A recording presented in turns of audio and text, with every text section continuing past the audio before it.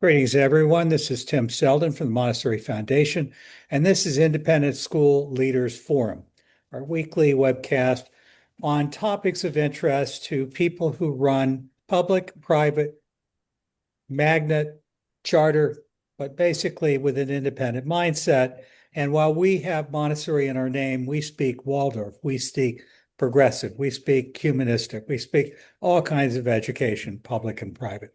With me is my co-host, Dr. Lindsay Pollack, who is the provost of Sarasota University, the world's first official and accredited Montessori university. And I'm going to turn this over to you, Lindsay. Thank you, Tim. And welcome everyone. I know this is a very busy time of year. Many schools are starting this week. And so just remind everyone, these gatherings are recorded, and look for the recordings on the Foundation YouTube channel where you can go back and review this information. It's my pleasure to introduce Sandy Jami Berg. I was introduced to Smart View Stories at the Children Change the World conference in Calgary this past April, and I ran into Taja Lee, who handed me a Smart View story in passing right at the end of the conference and said, it means so much to me if you could review this and give any feedback. And we parted ways. And I have found the Smart View story that I was reading so refreshing and helpful, I think, especially around our topic today, the importance of attention. Sandy is an author, educational consultant, and curriculum creator dedicated to making emotional literacy, introception, and relational skills accessible to classrooms and communities worldwide. She's the creator of Smart View Stories, children's book project, and its extensive companion facilitators guides. Um, Sandy, I'll turn it over to you at this time. I know you've got a PowerPoint to share with us. And what really was, what got me excited about your Smart View stories is that these skills are not only something that benefit our children, they benefit the adults on the campus as well, as we model these skills and talk to our children and our parents, our communities about emotional strengths. So thank you so much for being here today. Beautiful, Lindsay. I think I'm going to start there. I'll just mention that I do already, like I have quite a large, like I teach students from around the world, but I primarily teach adults online. I did do some work in schools, like 2018 to 22, to kind of, initially when I was writing the stories. But primarily I do work with adults. And one of the things I've noticed is teachers, there aren't that many teachers in my classes because of how much time it takes. They'll get maybe the first two sections done. What happens in the courses is you learn the basic, essentially relational neuroscience skills, the skills of how to, one of the things we're doing is we're being able to interact in the world while we also listen inside to what's going on within us. And when we use our body brain that way, then we're not just functioning from patterns. So typically, how we use our brain, is just at any moment, where there's our environment is happening, and we're taking in tons of sensory information. And that generally kind of functions, goes up through our right hemisphere. Now, I'll just mention about the neuroscience. I'll use right and left. However, that's what I love about the stories. Some of us have the right on the left side. Anyway, but we all have these two different perspectives, always monitoring our world. They're actually essential in what allows us to have such, be such amazing creators on this planet. So it's essential for the division. And I just want to comment on the right left thing, which is when we get to the stories, that's where we have inner companions and names. But yeah, this information flows in, and basically, 80% of what our brain takes in is that, that coming in right now from our sensory system. Most of the time, we're totally unaware of it. Because what happens is immediately we go over to our left hemisphere to find out what we know about situations like this. And then we just function kind of from there. So that would be functioning from a pattern, something we learned. And, a lot of what we've learned was from 0 to 6, those ages. We learned, what is expected of us in this world that we landed in. And so those patterns essentially stay the same unless you maybe understand how to bring about inner change or how to kind of continue to grow yourself and learn. And that's exactly what the purpose of the stories is, and the skills is how to keep yourself essentially evolving your human brain. So rather than just stopping there at the left, ideally what we do is it actually requires kind of a pause, but that what they say, or the presence, but we kind of slow down the way we live. It really is only seconds of slowing down once you get good at practicing it. But initially, right, you have to kind of pause, and when you come over to your right hemisphere, where you have access to a bigger picture. You can potentially do something new here. Or you can also, right, just kind of recognize maybe that, this makes me think of arithmetic or math, why so many people have trouble learning some of that stuff. If you go over there, you went into a box, maybe you didn't, especially for word problems, maybe you didn't go into the right box. But if you can come back over here and say, maybe I'm not understanding this, it'll kind of help you go back over here. Maybe I should look at it a different way. You have curiosity. You can kind of go back to what you know and maybe kind of find what you're looking for. But you actually have to kind of come back here, because the way our left hemisphere is organized, it's in these boxes. Once you dive into a box, you can what that feels like. You go in there and you go, this isn't working. And you get more and more frustrated, or you think, there's something wrong. But actually you just need to pause, slow down, come back over here. I wonder if there's something I'm missing. And I mean, we are amazing creatures. A good chance you'll come back over there and find what you're missing in this moment. And so that's simple, being able to come back over here. The other amazing thing about the right hemisphere for schools, this is the only place where we take in new information. And that's big. I'm going to mention that one before we go into the PowerPoint. I'm going to mention that. So we need to be over here, so on this side of our brain, which involves our sensory system, we need to feel safe right now.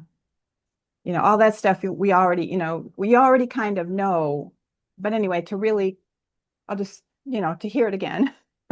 And then the other thing is, what's interesting about, if we are kind of functioning more from our left hemisphere, which a lot of traditional schools can end up doing, because they just kind of, memorize something, learn it, then spit it back out. Well, you're not encouraged to come back here. You're just kind of encouraged to just lean on what you already know.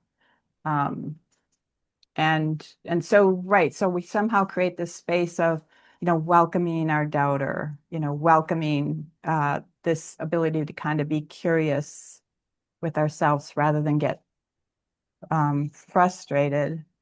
But so the one thing, yeah, we have to be over in our body, in our sensory system, in order to learn new things. The other thing I want to mention that's just so important, if we are functioning kind of from what we already know, if we come across information that doesn't fit what we already know, we're going to ignore it.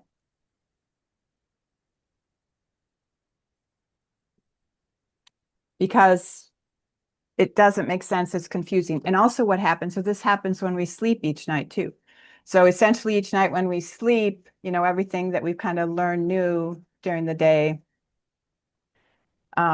it's labeled, by our left hemisphere. That's its job, is to label things and put them then in these boxes so we can find them again. And if it comes across something like a confusing experience today, it just doesn't know what to make of it. It's not clear cut. So again, those kinds of experiences basically in our, if you look at the bigger therapy world, we call those stopped processes, like something kind of gets stuck.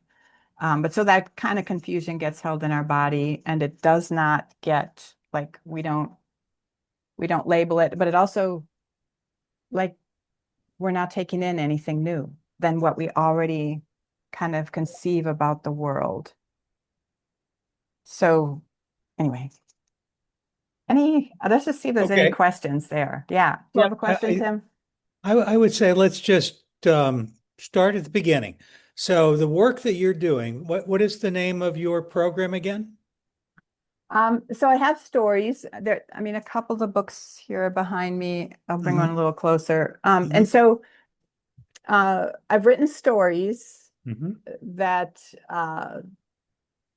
have inner companions. So they illustrate both what's going inside us as well as outside of us. And then I've created a community that basically comes together to help each other practice the skills in daily life. And so that gives an opportunity for a lot of teaching moments, So yeah.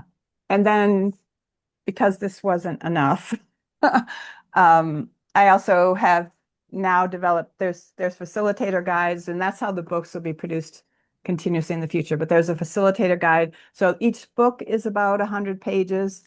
mhm. I will just point out is they're carefully actually designed. So I have size 18 font.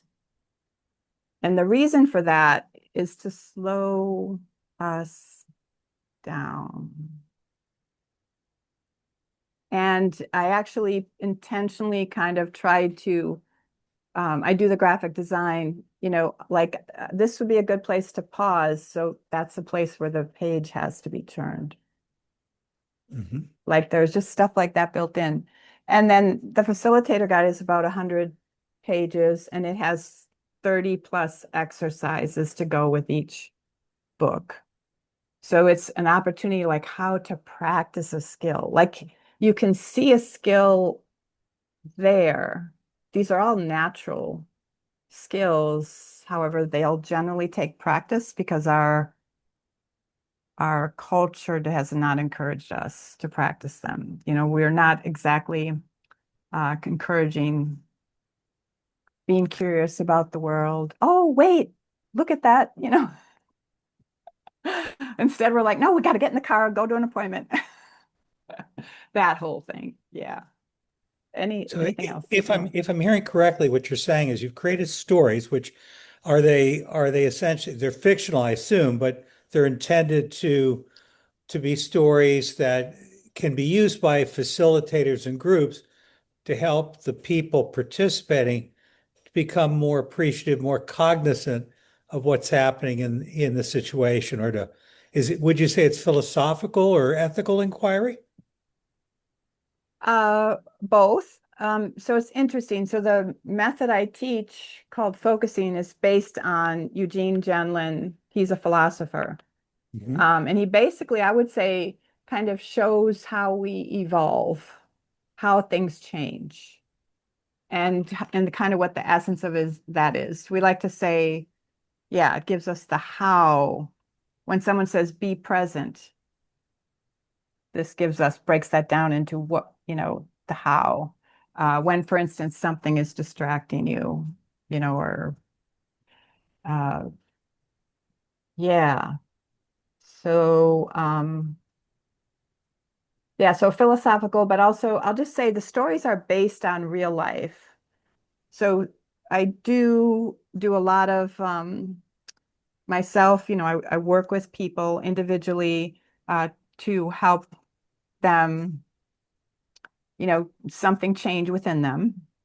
And so I have a lot of examples. I take notes on all those sessions. And I also train other people like therapists, how to work with someone in this way, and coaches and yeah, all that kind of thing. So I have a lot from that, but I also base it on people around me in my community. I kind of uh, and then the experience is, either something I've been with someone, as they, so I come to understand the situation, or I've had myself. Yeah. The book too, or wait, which book did you have, Lindsay? I have the one on attention. Let me see if I have it So right there's one on close. awkward moments bloom. Is that a school Yes, one? that's the one I have. Awkward Okay. Moments Bloom. Yeah.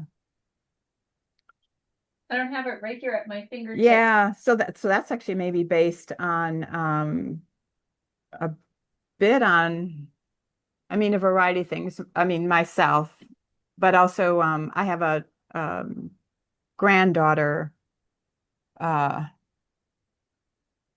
yeah, who's just anyway struggled a lot with being herself, being uniquely her in a school environment, and yeah. Again, if I understand correctly, your books they're literature, but they're really intended to create a context within which the people participating, which I assume is often students as well as adults, who can just use it as a context to sort of have a conversation about life and what's meaningful and what's real and why do we get distracted or overwhelmed? Why do we want to run away from things that are uncomfortable? Exactly. And yeah, you're making me, and maybe we'll just open up and I'll show you the PowerPoint. Uh, the imagery is very helpful. And here, let's see, the one that Lindsay has, for instance. Um, so so we're illustrating the inner world, and essentially this little octopus is that our right hemisphere. Hama is her name. And then this is this little guy here kind of stitched together.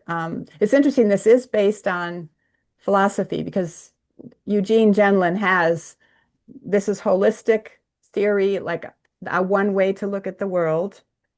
This is unit model, one way to look at the world. And then this is functional wholes. And so the idea is depending on where, they show us going around, we're often somewhere in our brain. And we can kind of start to, as you start to get to know the characters, you can start to understand where you are right now and where you're making a decision. Are you making a decision from a pattern? Are you making a decision from kind of a emotional place, just of not feeling safe or, are you kind of aware of how you're feeling and also kind of aware of your patterns and freshly deciding what to do here in this situation, Mhm. from a bigger place. And the interesting thing, like I did a session with someone who comes to I have free monthly space where we do exercises like I'll show you now that are taken from the facilitator guide. And I just did a session with someone who's spent a little bit of time coming to those. And she had in her session, like, so you're being with your inner world, and she had something that was kind of afraid or not trusting of her. And it went over because she was imagining herself as that owl. It went over to like check how she was, being with it. And it felt how soft her feathers were. And it just softened and began to trust. Oh, you're not trying to like hold me in. You're not, you're doing this in a caring way. Like, this is a soft surface. So it's just Yeah, so the imagery can be very helpful, right? That's one aspect of the story. So I could go ahead. There's kind of an interesting example. Either Good. the starts out with a little bit of the first story, and so why don't we go ahead and try that? Does that Why sound don't good? you click on share? It'll probably ask me Yeah. to give you permission, which I will. Okay. There you go. Yeah, hang on. There you are, my friend. Okay. All right. And let's see. I'm going to go ahead and yeah, kind of hide the meeting controls. Okay. All right. So yeah, this is just kind of, and so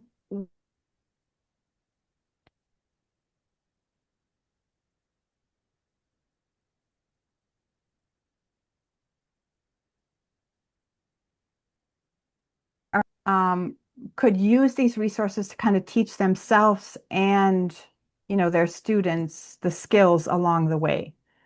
Uh, and let's see, I do have to move you over a bit. Okay.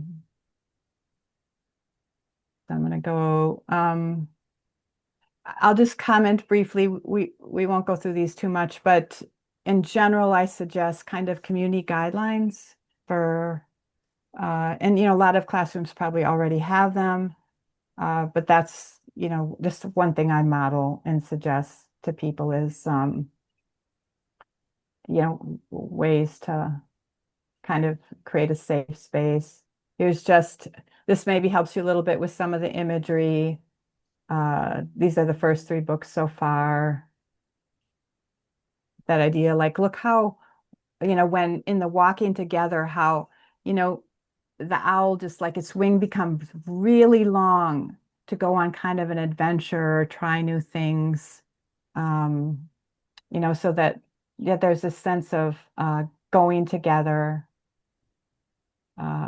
We often cut off, um, you know, we often cut off our feelings, particularly our feelings. And then here's just, a brief description of the three inner companions. Kind of an easy way to remember them is, maybe that the Hama personality is what's interesting is this part of us is okay with being. Like it's the one that'll look at a sunset, and just really take it in, or a butterfly, or even just look into a person's eyes. Like uh yeah, it doesn't need to have a purpose right now for what we're doing. Whereas uh when we're functioning kind of more from the left hemisphere, or what I've named sleuthin, here we have an essence of sleuthin likes to keep us very busy doing things that have a purpose. So there we go. And then this idea of who are we really? We're the one being with what's going on inside of us and outside of us. And the owl represents something that has space for that. Like um, you know, any like overwhelm moment or something, we're often just what's happening is we're functioning from something, a Hummer or sleuthin part that just feels like there's too much here. And actually, we can just slow down, and kind of just access, something in us that, okay, there's enough space. I have enough space for what's coming, at me right now. Um, yeah. So here we go. So here's an example this is from book 2, and the story called Quiet Like a Deer. And I'll just go ahead and read it a little bit. And so, psst, Wendy, are you awake? Whispers Strider. Yes, Wendy whispers back for about 5 minutes. What is going on? Strider walks over to her bedroom window.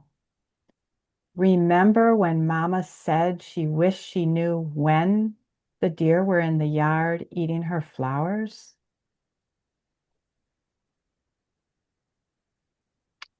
Wendy nods. Ah, yes, I remember. Then she squints her face, doubting. And you checked. But Strider smiles. Yes, I checked within. Something woke me up to tell me the deer are here now.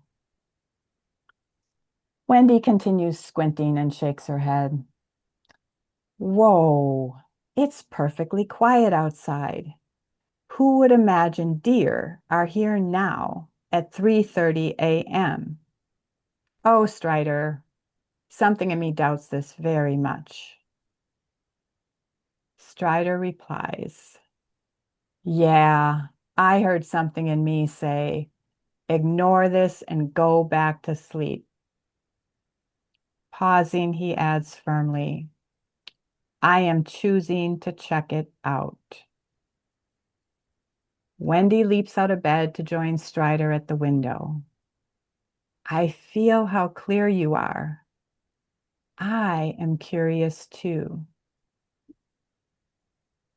And so here we have a picture of the inner that's going on. So I'll just mention here we have Strider is 11-year-old, Wendy is 8-year-old, and they have, so in this particular family that I first wrote about, the parents have intentionally been teaching the children these skills since they were young. So the two children were practicing the skills, as you kind of heard, like we have something about, we like this phrase, something in me, rather than, and our I am kind of should come from our, bigger self, and which has listened to both points of view. So here are the two points of view. He was woken up in the middle of the night by something that said the deer are here. And it's easy, of course, let's ignore that and go back to sleep. Um, and our goal is to be able to listen to those and then choose, and when we choose from that place, our bigger place, there's no like right or wrong. Like everything would feel heard. It's an interesting thing. Like all our bodies really want to do is serve us, like send us information, that help keep us safe in the world and all that kind of stuff. And then this is like if you've seen those Inside Out movies, anyone? But the idea is that we're often not in our control center receiving the information. We're actually like Right. living. Yeah, see, we're living from it. And so this would be that idea of, right, okay, we're actually, in our control center, taking in the information, and then yeah, and what can happen then a lot is like within our inner world, the idea is like if you understand the skills, you begin to become your best friend from inside out, because I mean yeah, how much our body and our like all of us, like our neural connections, everything, how much love it has for us is just incredible. Uh, if we can kind of receive it, or especially if we treat things, kind of that way we'd like to be treated in the world. And so if we kind of don't ignore, a lot of us override our body signals, that takes like a lot to kind of, I used to work in a hospital, and uh, very good at, for instance, and basically dehydrated myself because, yeah, the bathrooms generally weren't close. I didn't want to take much time to use the bathroom except at lunch. And so anyway, you learn to just, keep yourself dehydrated. I think teachers will relate to this. A lot of them, it's not easy Absolutely. to take a bathroom break. So you dehydrate yourself in order to, but that's basically overriding um, potentially the health, of your body. So yeah. And so this too, similar. So we're talking about, Strider did a really good job. He made space for them.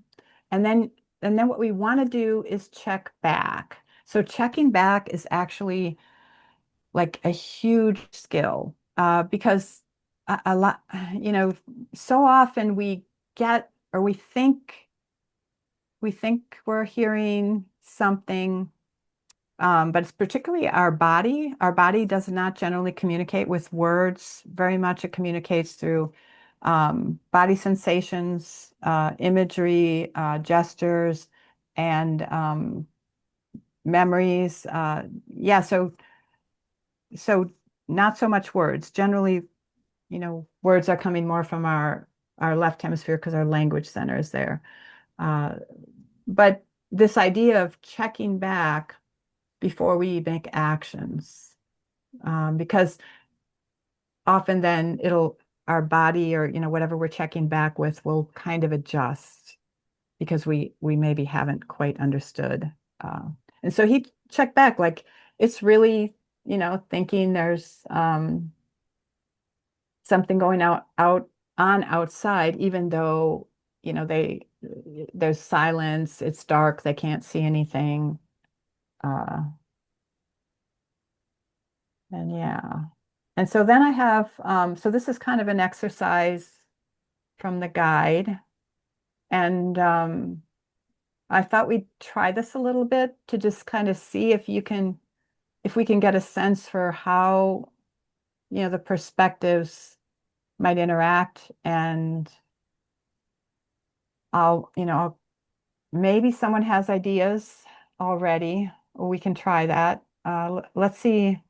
So there's this first one. So who do you think would say, I love a friendly talk? We'll see. Anyone have it? Want to try? Do you think it would be Hama, Sleuthen, or Ashamaya? You see in the chat, we have Hama. Hama. Good idea, because the friendly kind of sounds like that. And actually, Hama would get bored pretty quickly from a friendly talk because Hama wants connection. And so the friendly talk, though, Sleuthen is interesting. Sleuthen, and think of even that, I mentioned earlier, it kind of comes from this kind of way of looking at the world, the kind of a unit model way. Um, it's it's and Sleuthen does not like conflict. So there is another thing here. Like, so it would be very important. Sleuthen's using the word friendly because, okay, no conflict here, because that, again, it's actually Hama that can hold space because there's curiosity and willing to kind of different kind of ways of connecting. But yeah, that's actually anyway, I love that because that's a good point about that one. I would say Hama would go for that for a little while, but then would just want to deepen the connection. And then this next one, though, is pretty easy. I want to know who is leading. Who would say I want to know who is leading? I actually didn't exactly talk about this yet as a quality. So an interesting aspect again so it's Sleuthen.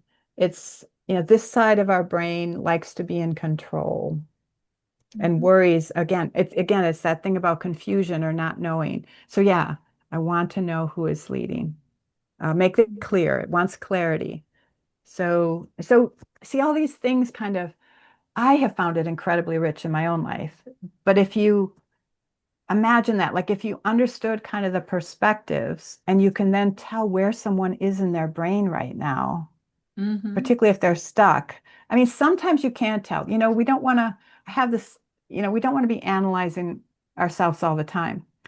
But sometimes it's so clear and that someone's spinning, particularly because that's what'll happen. Again, on the left side, we just spin down, and it's so easy to kind of help them, to kind of lighten the situation, yeah, that could be, or, just all this about wanting to know. So this next one is actually the typical. So there's some great, the phrasing I have Ashamaya use is about this whole thing of creating yourself as a self mentor and how you're cheering your inner team on. Like, Mm-hmm. if how we would learn to, oh my gosh, think of that again. I mean, sometimes it just like if every child, if we all like knew how to do this for ourselves at a younger age. Right. Um, Or yeah. even as we, continue to work on our own skills. I think, as school leaders, we may have, some of our older children who are struggling with some of these qualities and self-regulation. And what I found really helpful about this, the book that I read, was that it gives adults and children common language to explore some of these qualities and skills of self-regulation that not only help sometimes with behaviors that might be getting in the way, but also contribute to academic success. And Yes. Sandy, what you were saying before is yes, our bodies express emotions and challenges through, um, physical manifestations. I always say, children's behavior is communication. It's just Hmm. nonverbal communication, right? Because, Yes. we don't we're not speaking, well, we are speaking a certain language with our bodies, but it's not a verbal language. And so I was really attracted to the idea of having a series of books that I would have loved to have as a school leader, especially to support children who might be sent to the office because their behavior was getting ahead of their verbal expression or ability to really connect what was going on in their mind with behaviors that were productive in the classroom. And I just thought about ways that we can present these skills to our children, you know, in the classroom, having these conversations, and to encourage parents to explore these strategies as well. As my children are now all grown, but I would have loved to have some of this language to share with my children as they were growing and developing, to give these examples. I certainly hadn't encountered any book series like that as a parent. Yeah, there's so much that I can yet create. I'll just mention, so we initially actually set up 7 families in the community. I think I've downsized to like 4, now that we've added the guides and everything. But my goal is like to write as many as I can. I initially had imagined 100, but I'm not getting that far, I'm pretty sure. Um, but the other, I'm going to next write about the elders in the community, which will bring in racial things because the Grampy and Grammy, um, the Grampy is, Black American, like kind of grew up here that way, and then the Grammy has like a mix of all sorts of, interesting. I also envisioned potentially a where they built a kind of a home for asylum seekers so that we could bring in, different nationalities, like really make it interesting. They would like, the idea is they'd be there for a year. But Mhm. what I'm saying is like some of these other families are going to be less skilled. So I'll actually be able to demonstrate, how you mess up, but kind of rescue yourself, like Mhm. how those around you can help when someone is really like stuck in something, and how the people around them can help them. So those, yeah, I think those will be really helpful, to have the different perspectives, to kind of Mhm. different kinds of families, to find where you are.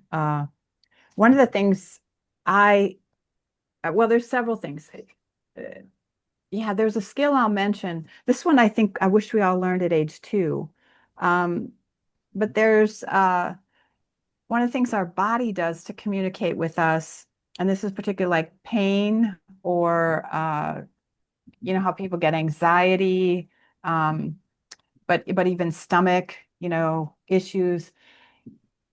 what happens is when we first actually like turn toward that and see it, the body sensation or whatever will show us how long it's been waiting for us to notice we have pain. It'll get big. The idea though is again, then if you're this owl, you just gotta, all we have to do is acknowledge the bigness, the muchness. And so this is kind of, what we're trying to do with the, how there's this big thing about, oh, you have big feelings, the parents are all, but I'm not sure we understand the neuroscience behind that.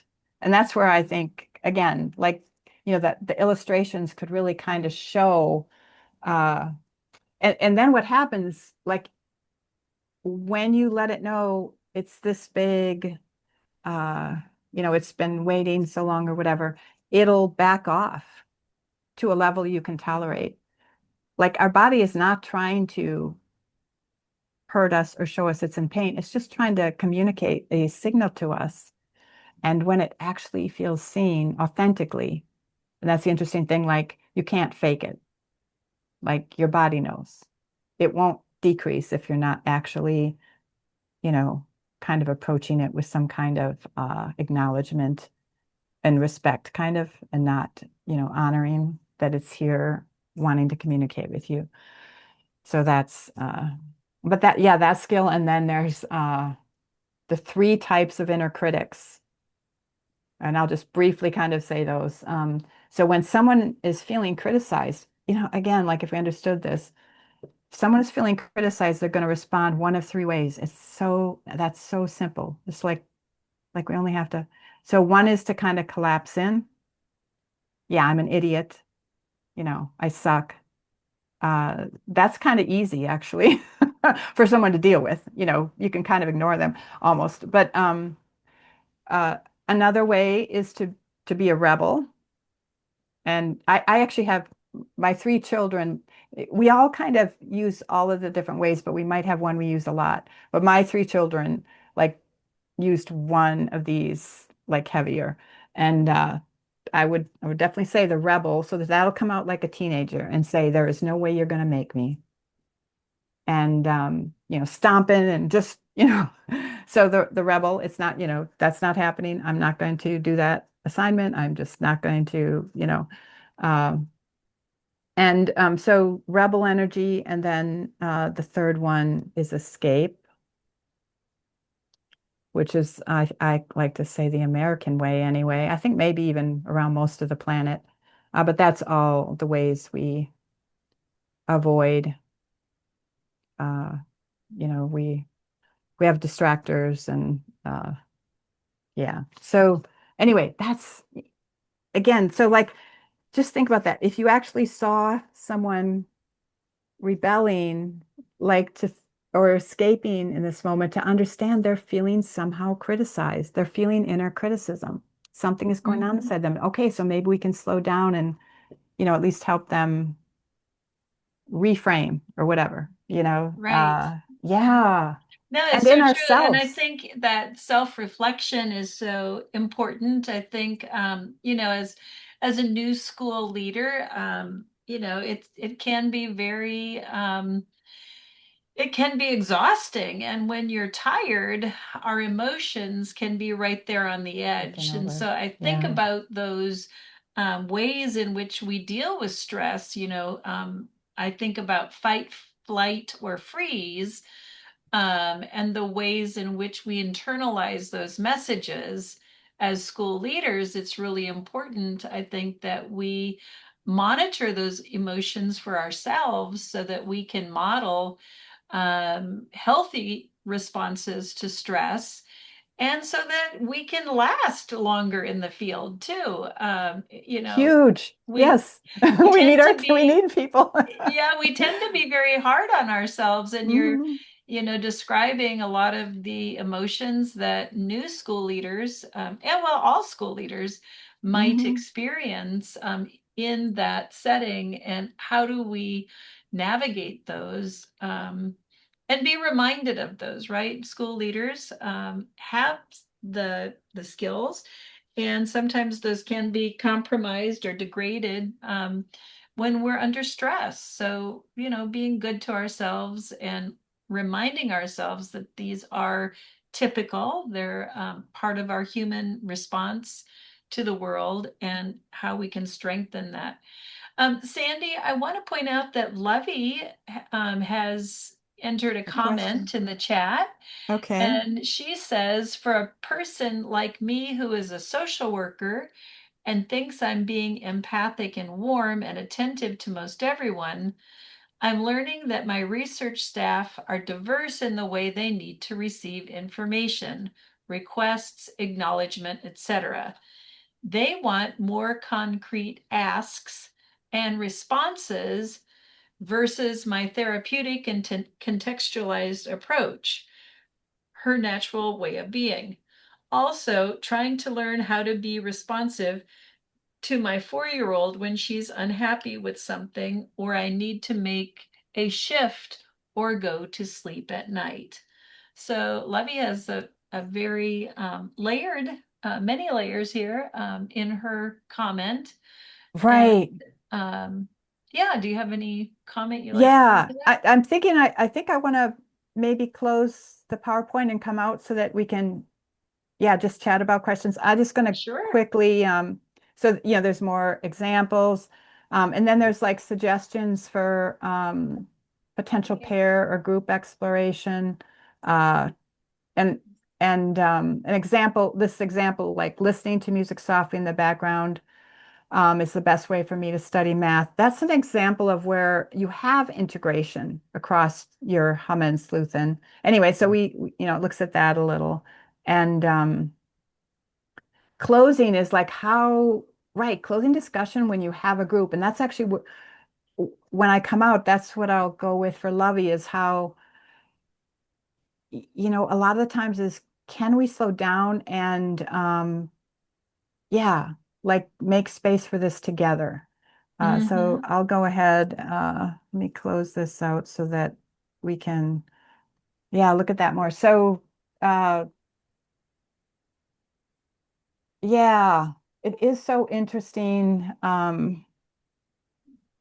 Y- the what to kind of recognize more how we're meeting each other. So one of the things we teach, like, if you would actually take the courses I teach for adults, is how um, you imagine yourself, and you really like, okay, I'm here, and then you place the other person. And for instance, lots of times they're across the world.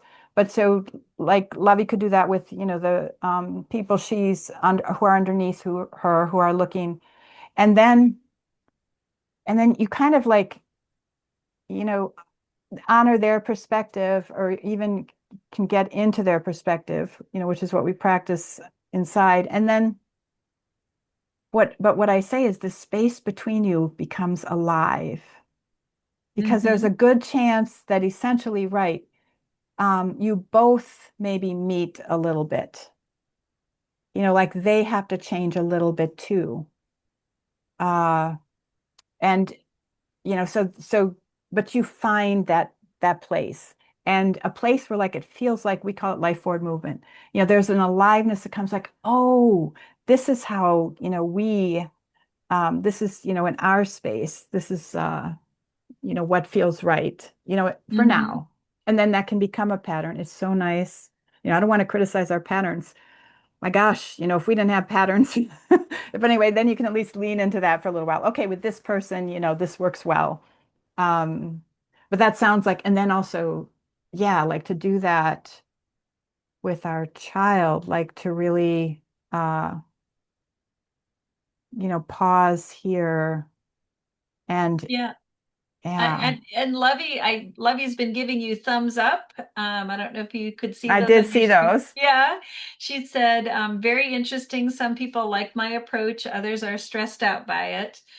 That's Yeah, when I'm sometimes not sure how to find that except to be curious and kind versus defensive. Um, yeah, and I think right. that's really insightful uh, co comment, Levy. Yes. to be curious and kind, and extend grace and courtesy to the other person in attempting to find out where they're coming from. Yeah, so there's interesting. I'll mention, I really love, the curiosity is huge, as a skill of being with, how we are choosing to be with, other people around Mm-hmm. us.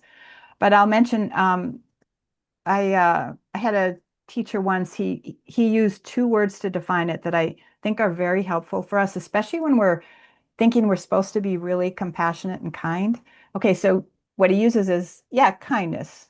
You treat that, other response with some kindness, but also the key word, clarity. Mm-hmm.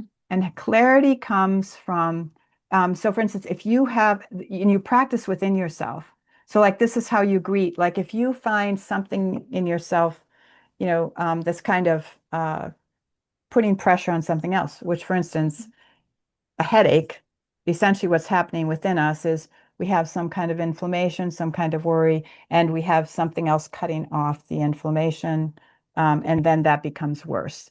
Uh, Yeah. so, um, so we can hold those two things there, and the idea is that both belong. You give them space, but you're also clear.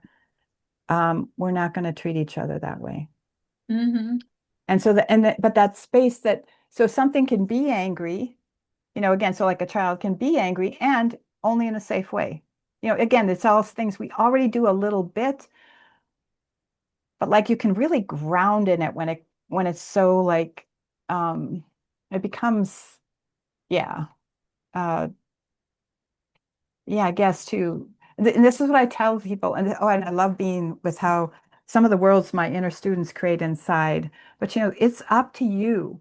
The world out here, we can't always control. It's up to Right. you how you treat or the environment you create inside yourself. Like, do you Yes, want it that's to be so one true. where everything gets respected? Hey, we're in this. And so these are the kinds of languaging that Ashamaya uses. Hey, we're in this together. I mean, that's what, yeah. Hey, we're in this body together. And maybe we can, your heart and lungs can, again, they already work together. But again, if we're having health issues, I mean, this goes with you all your life, you know, um, Yes, there's the relationships. a quote I like to use, and it's wherever you go, there you are. Um, Yes. Yeah, I Yeah. know Cabbage, you can't get away from John, you. that's that's right. right. John Cabbage. Sandy, as we get ready to wrap up, can Yep. you give us a capsule? Just remind everyone, one, where can they learn more and how can they contact you if they want to learn more about your work? Okay. So we have a website, learnfocusing.org. And Learnfocusing.org. Okay. Yeah. And there's, anyway, there's a section with the stories, which I have not published the guides yet. I have one completely done. The other two I'm editing. And the reality is I work a full-time job. So like I do this on my weekends. And anyway, y'all, I'm very passionate about this. Uh, Well, we've so enjoyed the time together here today. And before we close, I also wanted to just reiterate your comment about clarity. Brene Brown yeah, talks a lot about clear is yes, kind, and having clear expectations creates a sense of security and certainty for the yes, people around us. So, having consistency, being clear in our expectations, having parameters. Ambiguity can make people very uncomfortable. We, as leaders, yep, might think we're giving people freedom, but again, there needs to be freedom within limits. So, what are those limits? How are we clear and concise about our instructions? Because that is being kind. Too open and too wide open makes people nervous. So, it's been great spending time with you here today. yeah. Thank you, thank you. I I'm have so excited added about. learningfocus.org in the chat. So folks, if you're interested in learning more, Sandy's got this great website, and wow, you're doing a lot in your spare time here, Sandy. So Yes, I'm also the web designer, so it looks great. One, we so We know the appreciate you. feeling. Next week, Tim, we have Heather White, who will be presenting on the importance of rest. So again, taking care of ourselves. As Sandy's been talking to us today about leadership skills and ways we can support our communities and each other. Heather White will be talking to us about avoiding exhaustion and making sure that leaders find time for themselves, getting enough sleep, etc. She'll be reviewing Dr. Sandra Dalton Smith's 7 Types of Rest and how different forms of rest support clearer decision making, stronger relationships, greater resilience, and sustainable leadership. That's great. Sandy, very thank you so cool. much for joining us. Thanks to everyone else.